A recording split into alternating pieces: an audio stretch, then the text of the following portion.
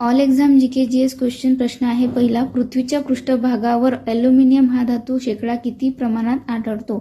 तर 7 ते 8%. प्रश्न दुसरा. दर्पण हे वृत्तपत्र कोणत्या दिवशी प्रकाशित होत असे? तर ते शुक्रवारी. प्रश्न तिसरा. राज्यसभा सदस्यांचा कार्यकाळ किती वर्षांचा असतो? तर 6.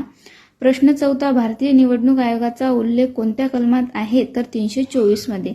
प्रश्न पाचवा. 73वी घटना दुरुस्ती कधी लागू झाली? तर 1993ला. प्रश्न क्रमांक 6. कॅगचा अहवाल कोठे सादर केला जातो? तर तो संसदेमध्ये सादर केला जातो. प्रश्न 7वा. रोजगार हमी योजनेचे प्रवर्तक कोण होते? तर ते श्री व्ही एस पांगे हे होते. श्री व्ही एस पांगे हे होते.